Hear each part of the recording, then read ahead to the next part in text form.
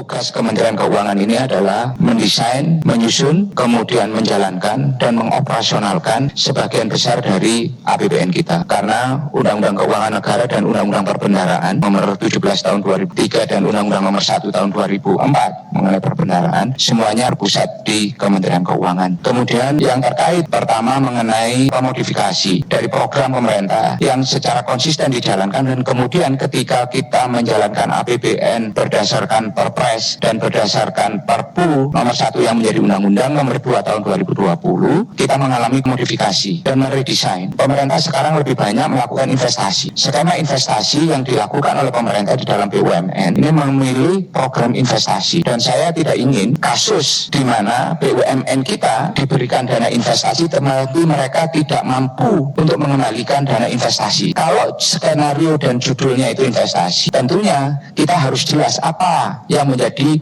fokus investasinya. Namanya investasi harus ada return of investment dan berapa lama itu akan kembali. Saya melihat bahwa semua investasi yang dilakukan oleh pemerintah di semua kegiatan yang disebutkan tadi, saya tidak melihat adanya perhitungan return on investment. Padahal pemerintah banyak sekali melakukan redesign program yang tadinya menjadi belanja, kemudian menjadi investasi, yang tadinya PMN menjadi investasi. Kan kita harus mulai mendesain kalau itu judulnya investasi. Paparan yang kemarin disampaikan itu tidak memberikan penjelasan-penjelasan untuk itu. Kemudian program pemulihan ekonomi nasional yang digeser ke daerah mengurangi peran daerah dalam mendapatkan akses anggarannya. Programnya mereka ditransfer dari pemerintah pusat ke daerah, tapi anggarannya didesain ulang oleh pemerintah yang tadinya melalui dana alokasi khusus kemudian berganti menjadi pinjaman. Walaupun sebagian pinjaman ini berkaitan dengan bunga 0% sesuai dengan komitmen burden sharingnya pemerintah dan sebagainya,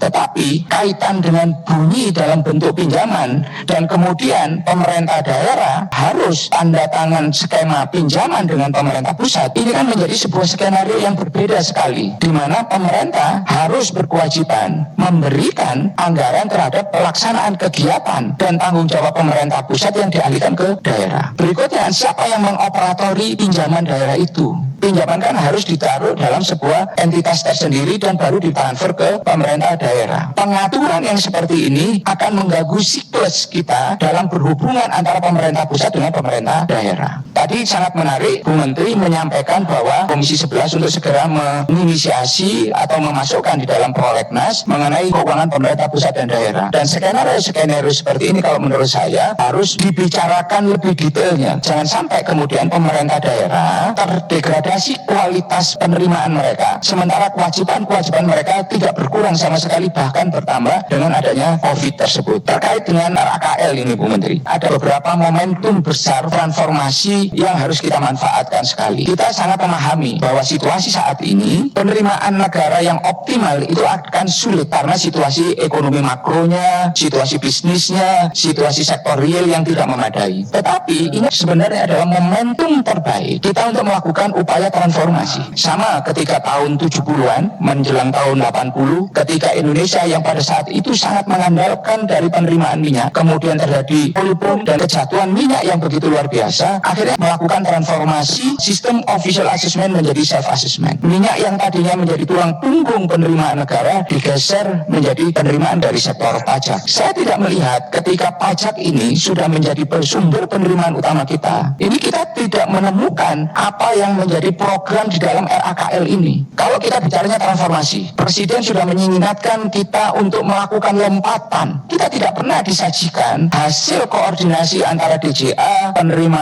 bea cukai dan pajak. Ini berapa sih sebenarnya hasil sinerginya? Bagaimana satu sama lain platform itu saling terkoneksi? Kita belum menemukan ruang transformasi seberapa cepat ini. Di Undang-Undang nomor 2 tahun 2020 yang merupakan hasil dari Perpu nomor 1, itu ada mengenai transaksi elektronik. Tapi seberapa kuat kita akan melaksanakan undang-undang yang ada di dalam Perpu tersebut yang menjadi undang-undang tersebut? Setelah keadaan COVID ini normal, kehidupan aktivitas kita akan normal, bagaimana pemerintah melakukan intervensi menaikkan penerimaan ini? Sementara beban ketika kita menurunkan penerimaan dengan alasan-alasan COVID kan harus dikompensasikan ketika keadaan itu normal kembali. Dan saya tidak menemukan ini di dalam unsur belanja yang berkaitan berkaitan dengan penerimaan negara ini. Sementara anggaran Kementerian Keuangan ini secara prinsip yang berkaitan dengan Undang-Undang Keuangan Negara dan Perbendaharaan Negara itu sangat mendasar sebagai kekuatan utama sebagai penopang, perencana, pendesain dan mengoperasionalkan APBN. Kemudian yang berkaitan dengan beberapa hal mengenai program pemulihan ekonomi nasional ini, kita belum melihat di dalam desain APBN 2021 ini secara terbuka. Bagaimana mungkin kita akan mau bicara bahwa kita memberikan dukungan kepada UMKM sementara dana bergulir UMKM-nya nol, yang ada malah PIB. Kita dukung itu. Jangan sampai kemudian bunganya masih terdengar sekitar 20, 23, 24. Kalau dari Kementerian Keuangan yang ini programnya sangat bagus, tapi tinggal bagaimana kita melandingkan landing rate. Tadi Bu Menteri menyampaikan sendiri, APBN ini didesain untuk memastikan ada ketidakpastian di tahun 2021.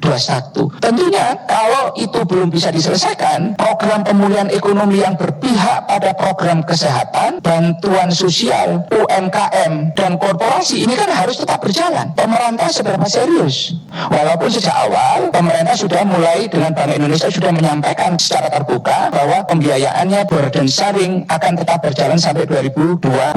Berarti sudah bukan one off policy lagi. Ini yang harus dikuatkan kembali sebagai sebuah signal kepada masyarakat, kepada pasar, kepada dunia usaha, dan kepada sektor real bahwa pemerintah tetap memberikan daya dukung dan peredam kejut dalam bentuk APBN yang ekspansif dan memberikan penguatan terhadap upaya mengatasi permasalahan COVID ada di sana. Dan saya belum menemukan dan belum dibunyikan oleh pemerintah. Rencana anggaran belanja Kementerian Keuangan prinsipnya fraksi Partai Golkar menyetujui, dan mudah-mudahan ini menjadi penguatan anggaran bagi Kementerian Keuangan untuk bisa melakukan transformasi sehingga harapan Bapak Presiden untuk melakukan lompatan besar itu terjadi di Kementerian Keuangan. Terima kasih. Assalamualaikum warahmatullahi wabarakatuh.